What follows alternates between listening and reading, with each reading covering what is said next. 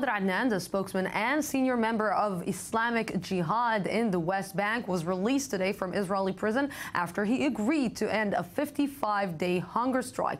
Why and what is standing behind his imprisonment and release? Shai Ben-ari has the details.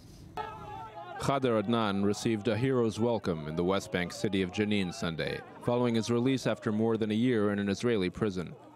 Adnan was let go as part of a deal with Israeli authorities after he agreed to end a 55-day hunger strike. The 37-year-old had gone on hunger strike to protest against the Israeli practice of administrative detention, meaning prison without trial or charges being filed. Today the occupation makes the mistake of releasing me because they think they'd have bought the Palestinian happiness if they released me earlier, which is not typical. This is a cowardly act of the occupation that fears the Palestinian happiness and love for the Palestinian prisoners. Khader Adnan is a spokesman and senior member of Islamic Jihad in the West Bank, an Iran-backed terrorist group which has carried out numerous terror attacks on Israeli civilians. Though Adnan has never been charged with involvement in attacks himself, he has openly expressed support for them, as can be seen in this footage shot at a rally in 2007. Who among you will carry the next explosive belt? Who among you will fire the next bullet? And who among you will have his body parts blown all over? This latest administrative detention was Adnan's 10th. After a previous arrest in 2012, he also went on hunger strike, that time for 66 days. Israel is using all kinds of measures when putting somebody in administrative detention. First of all, the whole procedure is secret. The detainee himself does not know why he is sitting in jail. He does not know what the accusations against him. He cannot defend himself because he doesn't know anything. The IDF says 360 Palestinians are currently being held by Israel under administrative detention. Late last month, the Palestinian Center for Human Rights called for investigations to be opened into the deaths of 3 Palestinians in Palestinian jails. Palestinian police said 2 of them, Shadi Mohammed Abdallah and Hazem Yassin Udwan, committed suicide in facilities in Bethlehem during the last week of June. Another man, Khalid Hamad al-Balbais, apparently died in late June from maltreatment in a Gaza prison. And with me here to discuss this is former Palestinian Minister of Prisoner Affairs, Ashraf al-Ajrami. Good evening. Thank you very much for coming. And also military correspondent Shai Ben-ari. Good evening. Thank you very much for coming. So, Shai, let's start with the details. How come Israel is allowing itself to put itself in this kind of position? Well, really, it's a matter of routine. In the occupied territories, in the West Bank, and in the past in Gaza as well, a long time ago. As was mentioned in the piece, the IDF told us today 360 people are currently being held under administrative detention by Israel. Palestinian organizations actually put the number at a much higher total of over 500. But even if we're just talking about the 360, that's actually a major upspike just over the past year, mainly because of the 2 operations, Operation Brother's Keeper and Operation Protective Edge. Khader Adnan was in fact arrested on the first day of Operation Protective Edge, July 8th. And since Operation Protective Edge, he was not brought in front of a judge. He was not. That is part of the whole deal of administrative detention, which basically is carried out under a law dating back to before the State of Israel, actually, a British mandate law called the Law and Authority in States of Emergency that basically derives its validity, let's say, from the state of emergency that still exists in the occupied territories. In the West Bank, that has not been canceled since Israel occupied those territories. Basically, the reason for this includes that a trial could, in fact, reveal sensitive information. That is the reasoning that Israel gives when it carries out these procedures. And, for example, informers, that kind of thing. Also, the matter of time. Of course, when you talk about, for example, 360 prisoners that, from Israel's point of view, need to be put in detention, it takes a lot of time if you actually give them due course in trial and legal proceedings.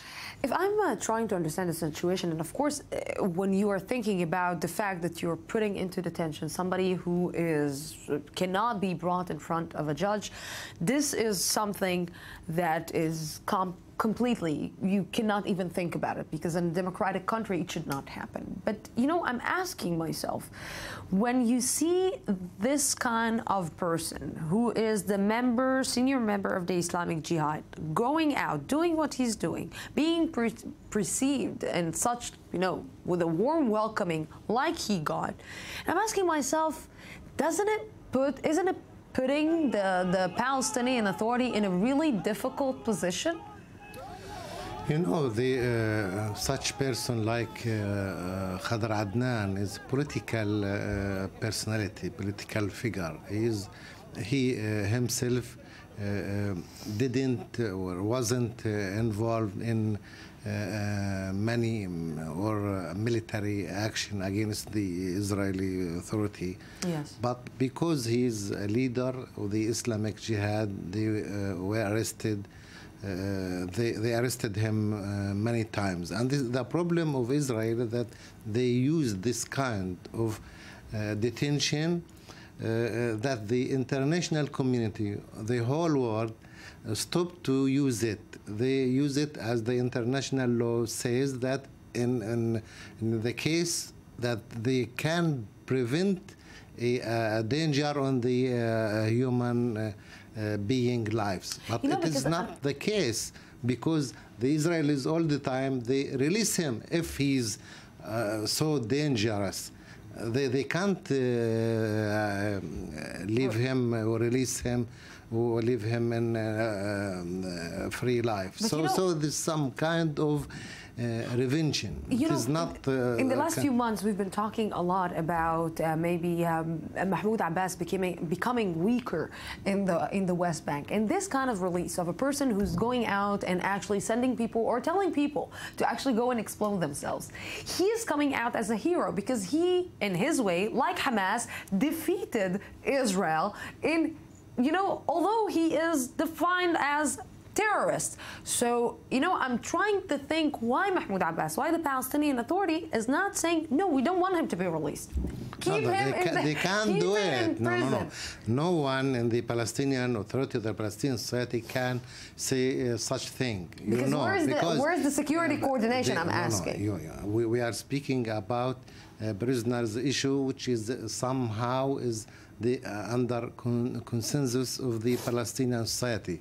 So there is the issue that all the factions, all the Palestinian society community stand behind it. So no one can even criticize Israel of releasing him. It is somehow holy. But it's definitely not helping the Palestinian Authority. It isn't helping. It's also interesting what you mentioned about him not posing a threat. The fact is he was released as part of some sort of political deal. Israel wanted to get these headlines out of the way concerning the hunger strike, which are very negative in an international context for Israel to be to have a hunger striker in its custody, let's say, and basically they offered him a release. Especially if he is not being brought in front of a judge. Right, and indeed we're talking about a person who has not engaged himself in a violent activity. He is a political figure, he's a spokesperson, and Israel felt it was in its own interest to release him. If this is going to be his last arrest, we're talking about this was the 10th administrative detention for Mr. Adnan. So I wouldn't put any money on this being the last, no. And understanding what is happening here in the region, it might not be his last arrest. Gentlemen, thank you very, very much for this.